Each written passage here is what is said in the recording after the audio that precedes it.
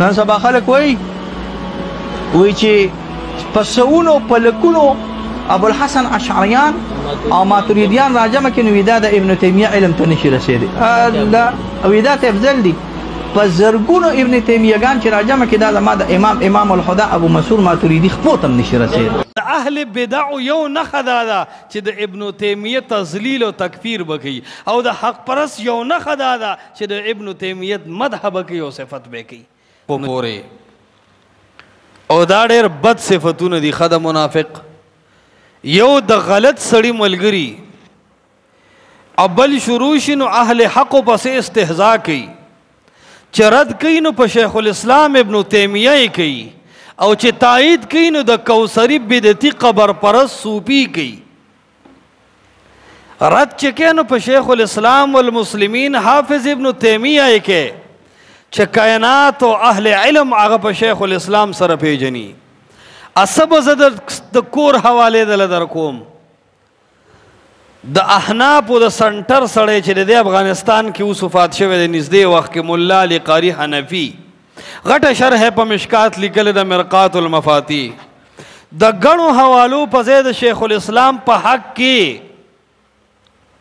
هغه د ملا علي قاري حنفي حواله کافي ده. دو خبرې د علامه ابن تیمیه په باره کې کوي.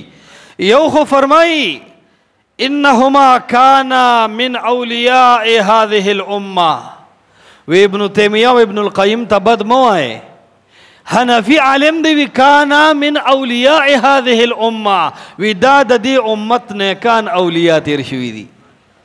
اور بله ډله بله نکته چې ذکر کوي نو د پیر ګوهر شاه او د هغه غونده چې څومره اتباع دي، او د کوثري او د داجوي صاحب څومره ذریت دی، د ټولو په سر گزار کوي. دا حنفي عالم وی ومن اکابر اهل السنت والجماعه، د اهل السنت والجماعت اکابر چې شماره نو ابن تیمیه او ابن القیم په اول نمبر کې شماره. دا ډاګه مولوی صاحب په حرم کې دنه شیخ القرآن مولانا محمد طاهر راگیر کو رحمه الله، او شیخ محمد طاهر رحمت الله علیه د مناظرې په عنوان کې یو خبره ورته دا کوي چې حمدالله جان استاذ تا ابن قیم یا ابن تیمیه ته یا دواړو ته کافر او گمراه ویلی دي. نو د بابا نه چې لار خطا کړه نو هغه ورته وایي من کفرهما فهو کافر ومن ضلهما فهو ضال.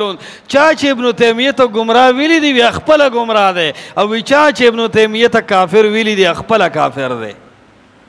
نو عرض دا چې دا د منافق صفت دی چې انا معکم د کوثري او د دیوبندیانو د تانویدي د بکواساتو تایید کوي، او د ابن تیمیه باره کې وایي انا مستهزئون، وایي دی پورې خاصه مونږ خاندو ځکه ورته شیخ الاسلام وایي.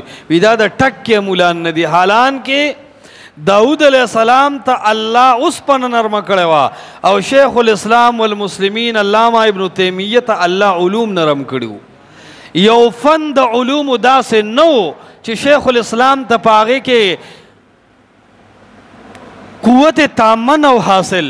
د خپل وخت مناظر و، د خپل دور محقق و، د خپل دور یو عظیم مصنف و، د خپل دور یو عظیم مجاهد او د انقلاب یو لویه سرچشمه وه. قسم په الله چې نن د هغه د قبر نم اهل بدع یریږي او د هغه قبر ته نشي کتی.